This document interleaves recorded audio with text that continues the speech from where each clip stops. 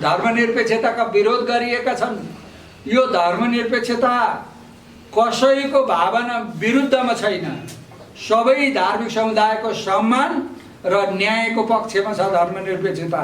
खबरदार, यसको लागि हामी पूर्व मेचीदेखि महाकालीसम्म बहस चलाउँछौँ, अन्तर्राष्ट्रिय अभ्यासहरू हामी चाहिँ सिकाउँछौँ र नेपालमा रहेका कुनै पनि धार्मिक समुदायले अपमानित हुनु पर्यो भन्ने खालको बातबाट सिर्जना यो धर्मनिरपेक्षताले गर्दैन। त्यस्तो खालको मोडल हामीले तयार गर्छौँ। अर्को कुरा के छ भन्दाखेरि धर्मनिरपेक्ष भन्नाले राज्य चाहिँ धर्मनिरपेक्ष रहने, निरपेक्ष भने के हो भन्दाखेरि तटस्थ रहने, स्वतन्त्र रहने, नागरिकले चाहिँ के गर्ने भन्दा धर्म मान्ने, छान्ने, रोज्ने त्यो नागरिकको अधिकार हो। धर्मनिरपेक्ष राज्य रहनेछ भनेको राज्यको चाहिँ कुनै पनि धर्म हुने छैन, राज्यले चाहिँ कुनै पनि धर्म मान्ने छैन, राज्य चाहिँ सबै धर्मावलम्बीहरूको साझा अभिभावक हुने हो र राज्य चाहिँ तपाईँको चाहिँ सबैको साझा अभिभावकत्व बनेर बस्ने र नागरिकले चाहिँ धर्म मान्ने, नागरिक विभिन्न खालका आस्था राख्ने धार्मिक समुदायहरू छन्। त्यसले गर्दाखेरि यो सबै खालका विभेदलाई अन्त गरेर समानतामूलक समाज निर्माण गर्ने उद्देश्यले यो सामाजिक एकता पार्टी गठन भएको छ र म सम्पूर्ण तपाईँ जसले देश विदेश बस्नु भएको छ दाजुभाइ दिदीबहिनीहरू, तपाईहरु छिटोभन्दा छिटो यो सामाजिक एकता पार्टीमा आउनुहोस्। तपाईँ हामी सबै मिलेर, तपाईँ न्यायको पक्षमा हुनुहुन्छ, समाजको एकताको पक्षमा हुनुहुन्छ, धर्मनिरपेक्षताको पक्षमा हुनुहुन्छ, अल्पसंख्यक धार्मिक समुदायको अधिकारको पक्षमा हुनुहुन्छ र सबै धार्मिक सांस्कृतिक अधिकारको पक्षमा तपाईँ हुनुहुन्छ भने तपाईँ जुन जिल्लामा हुनुहुन्छ तपाईँ त्यही जिल्लाबाट सामाजिक एकता पार्टीको अभियानमा जोडिनुहोस् र आउने दिनमा हामीले नेपाली क्रिस्चियन समुदायको अधिकार सुनिश्चित गर्छौँ, अल्पसंख्यक धार्मिक समुदायको अधिकार सुनिश्चित गर्छौँ र यो राष्ट्रलाई सामाजिक एकताको सम्मान गर्दै, सामाजिक विभेदको अन्त गर्दै यो देशलाई हामी समृद्ध बनाउँछौँ। त्यसो गर्नको निम्ति तपाईहरु सबैको साथ, सहयोग, सहकार्यको हामीलाई आवश्यकता छ र तपाईहरुलाई म सामाजिक एकताको पार्टीको तर्फबाट म यही भन्न चाहन्छु। र अब सबै अल्पसंख्यक धार्मिक समुदायले सरकारसँग गरेका सहमतिहरू कार्यान्वयन हामी गराउँछौँ। मुस्लिमको पक्षमा, बुद्धिस्टको पक्षमा, क्रिस्चियनको पक्षमा, किराँतको पक्षमा लगायतका चाहिँ अल्पसंख्यक धार्मिक समुदायको धार्मिक र सांस्कृतिक अधिकारको पक्षमा हामीले यो पार्टीसँग हामीले चाहिँ 7 वटा राजनीतिक दलहरूसँग हामीले एलायन्स निर्माण गरेका छौँ।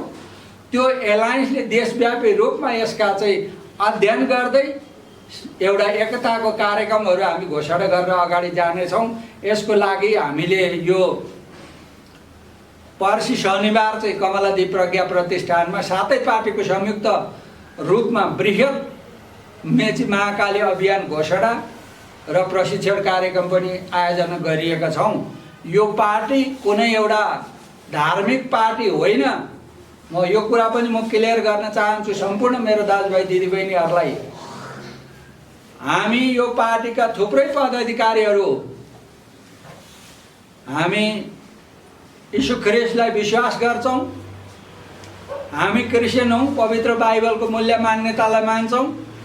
तर यो पार्टी चाहिँ क्रिस्चियन पार्टी होइन। यो पार्टी सबै नेपाली नागरिकहरूको पार्टी हो, धर्मनिरपेक्षताको पक्षधरहरूको पार्टी हो, धार्मिक सांस्कृतिक अधिकारको पक्षधरहरूको पार्टी हो, यो देशमा भ्रष्टाचार मुक्त अभियानको पक्षधरहरूको पार्टी हो।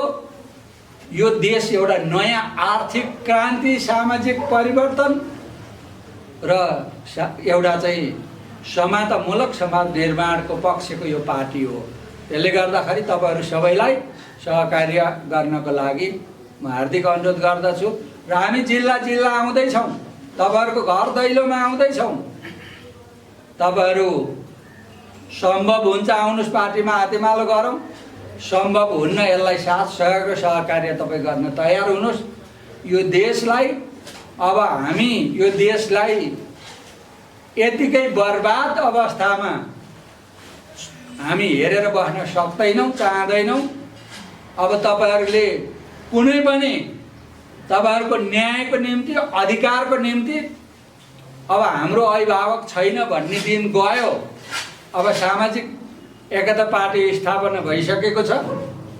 अब तपाईहरुको पक्षमा बोलिदिने, यो देशका नागरिक सम्पूर्ण जनजीविकाको ग्यारेन्टी र राष्ट्र र राष्ट्रियताको पक्षमा सामाजिक एकता पार्टी थुप्रै थिए।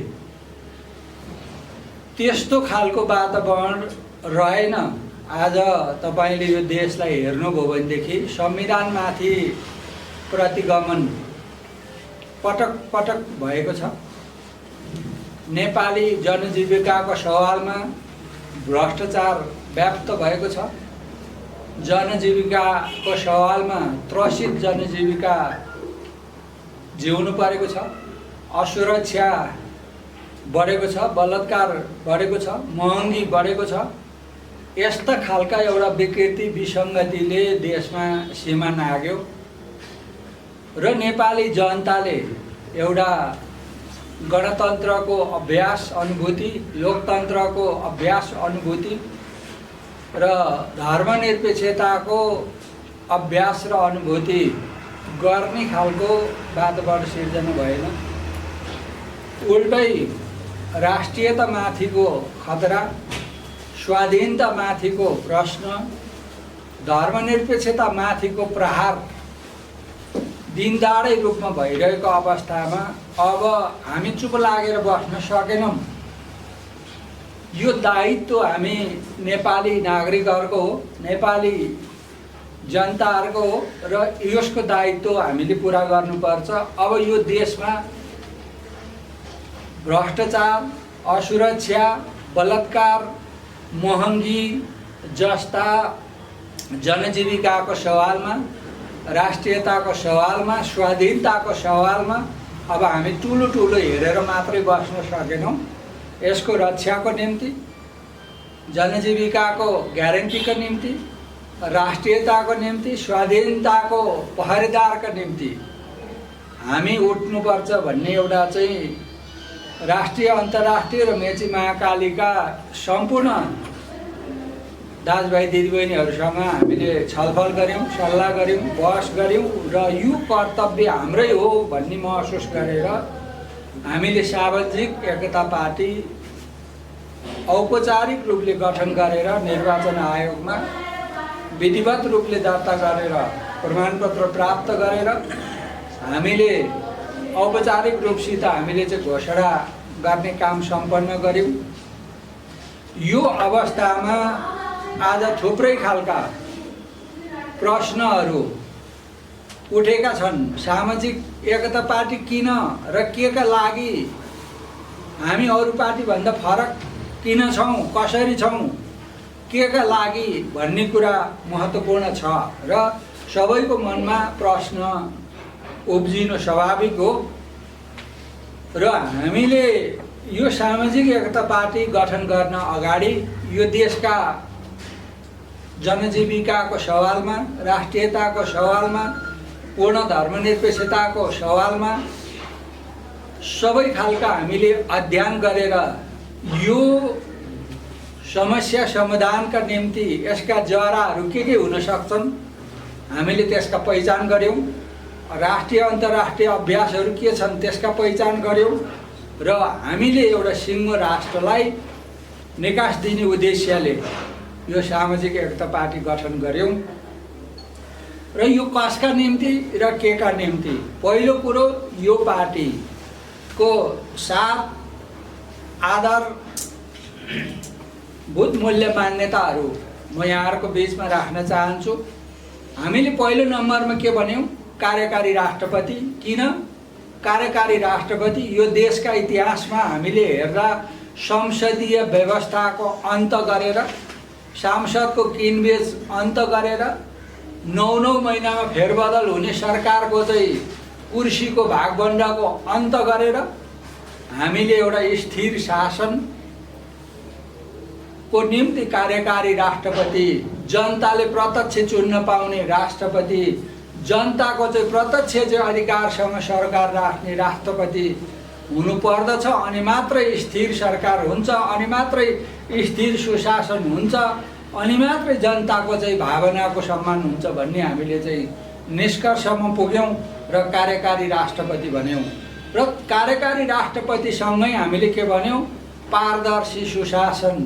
पारदर्शी सुशासन किन भन्यौँ भन्दा आज तपाईँले हेर्नुभयो भनेदेखि मेची महाकालीदेखि देशका सबै क्षेत्रमा चाहिँ राज्यले कुन बेला के निर्णय गर्छ जनतालाई थाहा हुँदैन, कुन बेला महँगी बढेको हुन्छ, कुन बेला भ्रष्टाचार भइरहेको हुन्छ, त्यो कुरो जनतालाई सुसूचित हुने अधिकार जनताको भएको हुँदा हामीले पारदर्शी सुशासन भनेर भन्यौँ।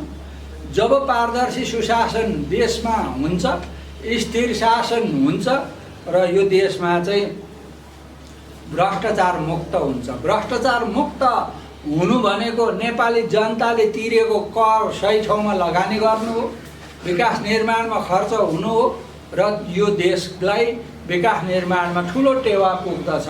आज कयौँ भ्रष्टाचार गरेर हामी जस्तो जनताले तिरेको करलाई चाहिँ दुरुपयोग गर्ने काम भएको छ, त्यसको अन्त गर्नुपर्छ भन्ने हाम्रो निष्कर्ष हो। त्यसै गरिकन धर्मनिरपेक्षता घोषणा भयो। अन्तरिम विधायिका 2064मा त्यतिखेरका तत्कालीन प्रधानमन्त्री सम्मान्य गिरिजाप्रसाद कोइराला प्रस्तावक र त्यसै पार्टीका कार्यवाहक सभापति सुशील कोइराला समर्थक रहेर 601 जना अन्तरिम विधायिका सभासदज्यूहरूले चाहिँ मतदान गरेर 2/3 बहुमतले धर्मनिरपेक्ष घोषणा भयो। त्यतिखेरै हामीले त्यतिखेरको तत्कालीन राजनीतिक दल 25 वटालाई हामीले भनेका थियौँ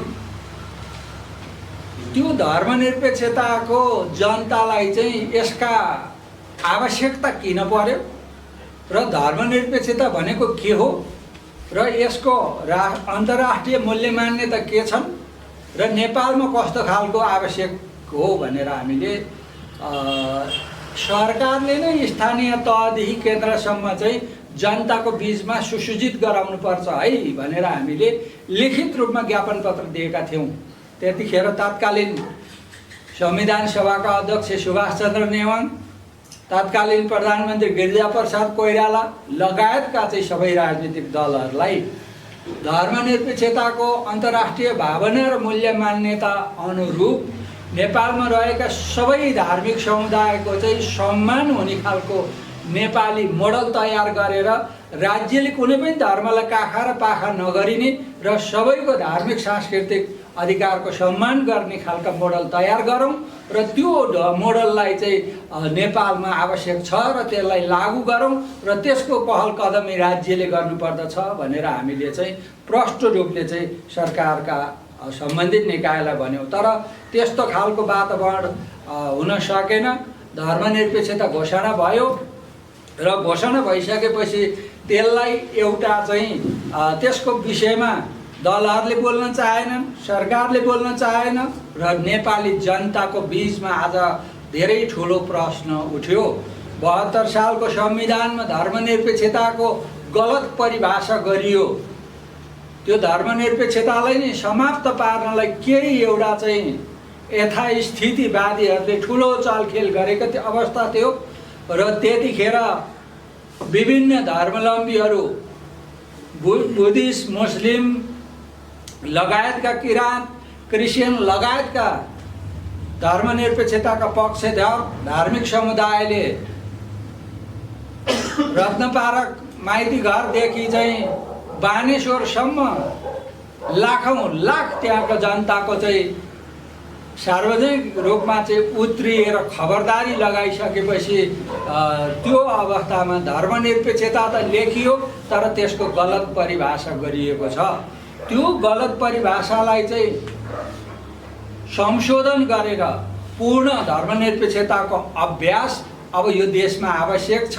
यो देशमा रहेका सबै धर्मावलम्बीहरूको चाहिँ धार्मिक अधिकार, सांस्कृतिक अधिकार, राजनीतिक अधिकार, सबै खालका अधिकारलाई चाहिँ व्यावहारिक रूपमा अनुभूति गर्न दिनको लागि यो सामाजिक एकता पार्टी गठन भएको हो, स्थापना भएको हो र यसलाई ठाडो भाषामा भन्नुपर्दाखेरि पूर्ण धर्मनिरपेक्षताको रक्षाको निम्ति यो सामाजिक एकता पार्टी स्थापना भएको छ।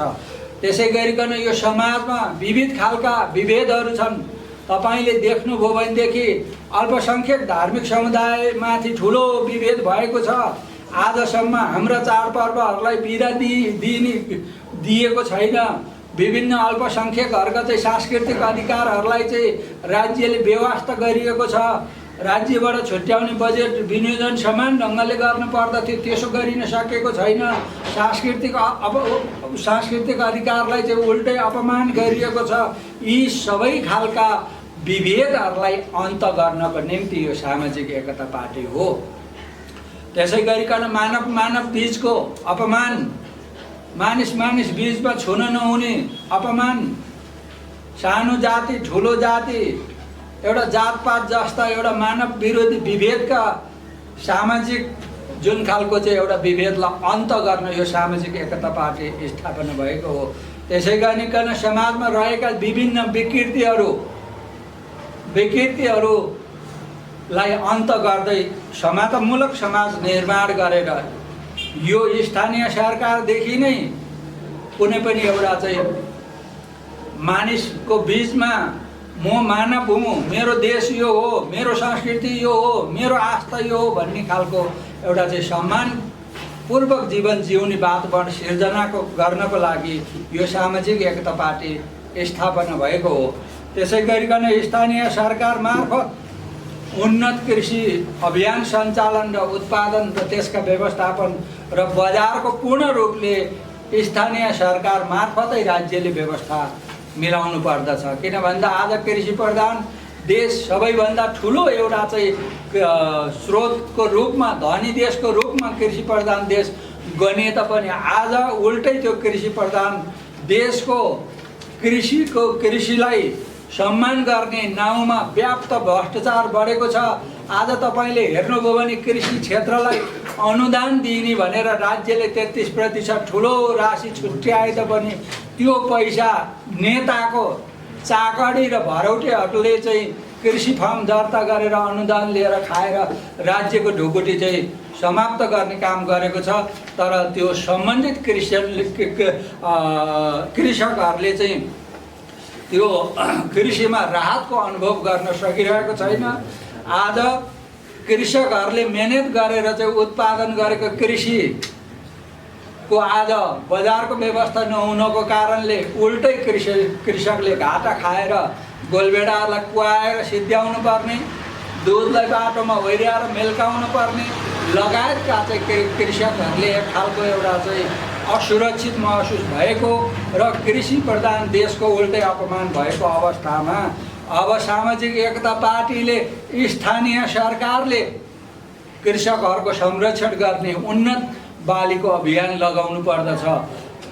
पूर्व मेचीदेखि महाकालीसम्म कुन स्थानीय तहमा कुन हावापानी, कुन खालको चाहिँ वातावरण छ, त्यो खालको चाहिँ यहाँ कृषि विज्ञहरूसँग चाहिँ अनुसन्धान गरेर त्यो ओडामा चाहिँ गहुँ हुन्छ कि कोदो हुन्छ कि मकै हुन्छ कि खोर्सानी हुन्छ कि गोलभेडा हुन्छ कि त्यसका अध्ययन गरेर सिधै स्थानीय सरकार मार्फत ती कृषकहरूलाई संरक्षण गर्ने, बजारको व्यवस्था गराउने र त्यसै गरिकन चाहिँ बजारको व्यवस्था गराएर चाहिँ त्यसै गरिकन चाहिँ उत्पादन भएका कृषि वस्तुहरूको चाहिँ बिक्री वितरण गर्ने अथवा स्थानीय सरकारले किनिदिने ग्यारेन्टी गर्नको लागि यो सामाजिक एकता पार्टी हामीले स्थापना गरेका हौँ। त्यसै गरिकन आज स्वास्थ्य शिक्षामा भन्नुहुन्छ भनेदेखि सबैभन्दा ठुलो भ्रष्टाचार स्वास्थ्य र शिक्षामा छ। सबैभन्दा आज एउटा गरिबले ढोकामा, हस्पिटलको ढोकामा मर्न परेको छ, औषधि किन्ने पैसा नभएर, उपचार गर्ने पैसा नभएर आज राज्य मौन भएर बसेको छ। शिक्षाको क्षेत्रमा ठुलो भ्रष्टाचार भएको छ। आज एउटा एउटा मान्छेले डक्टर पास गर्न 50औं लाख खर्च गर्नुपर्ने र पढेर आइकन पनि त्यसका चाहिँ कुनै पनि एउटा रोजगारीको ग्यारेन्टी नहुने एउटा त्यस्तो खालको अवस्था यो देशमा सिर्जना भएको छ। हाम्रो सामाजिक एकता पार्टीको मुख्य उद्देश्य सम्पूर्ण शिक्षा र स्वास्थ्य चाहिँ राज्यले निशुल्क जनतालाई गरिनु पर्दछ। यहाँ धनी गरिब सबैको स्वास्थ्यको बराबरी महत्त्व छ। धनीले पनि बाँच्न पाउनुपर्छ, गरिबले पनि बाँच्न पाउनुपर्छ। आज धनीले महँगा प्राइभेट हस्पिटलमा 24 घण्टा उपचार गराइरहेको हुन्छ, गरिबले एउटा सिटामोल किन्न नसकिरहेको अवस्था छ भने हाम्रो सामाजिक एकता पार्टीको मुख्य उद्देश्य सम्पूर्ण प्राइभेट हस्पिटलहरूलाई राज्यले अतिक्रमण गर्नुपर्छ र प्राइभेट अनुमति खारेज गर्नुपर्छ। शिक्षालाई पनि, शिक्षा क्षेत्रलाई पनि, सम्पूर्ण प्राइभेट शिक्षालयलाई राज्यले अतिक्रमण गर्नुपर्छ र त्यसलाई सरकारी शिक्षालय बनाउनुपर्छ र प्राइभेट शिक्षाले दिने गुणस्तर चाहिँ सरकारी शिक्षालयले दिनुपर्छ। प्राइभेट हस्पिटलले दिने गुणस्तर चाहिँ उपचारको सेवा चाहिँ सरकारी हस्पिटलले दिनुपर्छ र जनतासँग सहकार्य गर्न मन लागेदेखि 50% जनतालाई चाहिँ स्वास्थ्य र शिक्षाको सरकारी हस्पिटल र सरकारी शिक्षालयलाई सेयर दिने व्यवस्था मिलाउनु पर्दछ। अनि मात्रै सबै नेपाली जनताले स्वास्थ्य पाउनेछन्, शिक्षा पाउनेछन्, अनि मेरो देश र मेरो स्वास्थ्य हो भन्ने कुरा अनुभव गर्न पाउनेछन्, सक्नेछन्। त्यो व्यवस्था राज्यले गर्नुपर्दछ। अनि मात्रै यो नेपालीहरूको चाहिँ एउटा सामाजिक एकता र सम्मानको देश हुनेछ। त्यसै गरिकन आज वृद्धहरूले राज्यले एउटा चाहिँ वृद्धहरूलाई वृद्ध भत्ताको नाउँमा एउटा भुलैया गर्ने कामहरू गरिरहेको छ। वृद्ध भत्ता होइन, आज वृद्धहरूलाई संरक्षणको ग्यारेन्टी चाहिएको छ। वृद्धहरूलाई वास्ता गर्ने अवस्था सिर्जना गर्नुपर्दछ। आज कयौं एकल महिलाहरूले चाहिँ दिनदाडै बलात्कृत हुनुपर्ने, असुरक्षित महसुस गर्न पर्ने, खाडी मुलुकमा गएर तपाईँको चाहिँ एउटा दुःख गरेर एउटा चाहिँ असुरक्षित अवस्थामा चाहिँ काम गर्न पर्ने, यो सबै कुरो समाप्त गर्नको लागि हामीले वृद्धहरूको पूर्ण रूपले राज्यले चाहिँ त्यसको पालन पोषण गर्नुपर्दछ। सम्पूर्ण एकल महिला र सहाराविहीन महिलाहरूलाई चाहिँ राज्यले त्यसका चाहिँ पालन पोषण र संरक्षणको व्यवस्था गर्नुपर्दछ। सम्पूर्ण टुरा बालबालिकाहरूको चाहिँ राज्यले नै त्यसका चाहिँ पालन पोषणको व्यवस्था ग्यारेन्टी गर्नुपर्दछ। त्यो स्थानीय सरकार मार्फत सबै देशमा चाहिँ सबै स्थानीय सरकारले त्यसको ग्यारेन्टी लिनुपर्दछ र हामीले त्यसैको लागि यो सामाजिक एकता पार्टी हामीले गठन गर्यौं। अर्को 6औं नम्बरमा सबै स्थानीय तहमा समान खालको राज्यले सुविधाको प्रबन्ध मिलाउनु पर्ने छ। स्वास्थ्य, शिक्षा आज तपाईले हेर्नुभयो भनेदेखि चाहिँ पूर्व मेचीदेखि महाकालीसम्म कयौं ठाउँमा त्यहाँ सिटामोल नपुगेको अवस्था छ। कयौं ठाउँमा स्कुलमा पढ्न जानलाई तुइन तरेर चाहिँ स्कुल पुग्न पर्ने, खोला तरेर स्कुलमा पुग्न पर्ने, त्यो सबै कुरो समाप्त गरेर सडक प्रत्येक स्थानीय तहमा सडक पुर्याउनु पर्दछ। प्रत्येक तहमा स्वास्थ्यालय पुर्याउनु पर्दछ। प्रत्येक स्थलमा चाहिँ स्वास्थ्यको चाहिँ शिक्षाको चाहिँ शिक्षालय पुर्याउनु पर्दछ र सबै खालका सुविधा पूर्व मेचीदेखि महाकालीसम्म समान ढङ्गको सुविधा त्यहाँ स्थापना गर्ने हो भनेदेखि यो देशलाई तपाईको चाहिँ यो कृषि प्रधान देश, यो देशलाई हराभरा बनाउन सकिन्छ र त्यो राज्यले सबै स्थानीय तहमा चाहिँ समान खालको अवसरको व्यवस्था सिर्जना गर्नुपर्दछ भन्ने कुरो हाम्रो पार्टीको मुख्य लक्ष्य हो। त्यसै गरिकन हामीले स्थानीय तह सरकारबाटै व्यापक रोजगारीको सिर्जना गर्नुपर्दछ। प्रत्येक वडामा, प्रत्येक गाउँपालिकामा चाहिँ त्यहाँनिर तपाईको त चाहे बाटो खन्ने काम किन नहोस्, चाहे त्यहाँ कृषि उत्पादनको कुरा किन नहोस्, चाहे त्यहाँ कल कारखानाको कुरा किन नहोस्, त्यहाँ स्थानीय सरकारले चाहिँ सरकारले चाहिँ रोजगारीको सिर्जना गराउनु पर्दछ र त्यो रोजगारीले आज कैयौँ हाम्रा युवा दाजुभाइ दिदीबहिनीहरू विभिन्न देशका मुलुकहरूमा चाहिँ एउटा विविध कामहरू गरेर एउटा जीवनयापन गर्न परिरहेको अवस्था छ भने जहाँ 50,000 नेपाली पैसा कमाउनलाई महिनौँ दिनसम्म 55-60 डिग्रीको घाममा डढेर हाम्रो दाजुभाइहरू विदेशमा अरू देशमा एउटा काम गर्नुपर्ने अवस्था छ भनेदेखि त्यहाँ घर परिवार असुरक्षित भएका छन्। बाबुआमाले छोरछोरीको माया पाएको छैन, श्रीमतीले श्रीमानको माया पाएको छैन। यो अवस्थाको अन्त गर्नको लागि स्थानीय सरकारले जुनसुकै माध्यमद्वारा पनि हाम्रा सम्बन्धित युवाहरूलाई सम्बन्धित स्थानीय तहका आफ्नो ओडाभित्र बसोबास गर्ने नागरिकलाई चाहिँ रोजगारीको ग्यारेन्टी गर्नुपर्दछ, त्यो वातावरण सिर्जना गर्नुपर्दछ। यदि त्यसो गर्न सकिएन भनेदेखि बेरोजगारी भत्ता दिनुपर्दछ, स्वास्थ्य शिक्षा राज्यले गर्छ, कम्तीमा पनि घरमा बसेर एउटा चाहिँ दाल भात खान सक्ने वातावरण चाहिँ यो स्थानीय सरकारले गर्नुपर्दछ। होइन भनेदेखि यो सरकार के को लागि? ट्याक्स लिनको लागि मात्रै सरकार, भ्रष्टाचार गर्न मात्रै सरकार। यो खबरदार अब सामाजिक एकता पार्टीले यो सबै खालका विकृतिहरूलाई अन्त गरेर समतामूलक समाज निर्माण गर्ने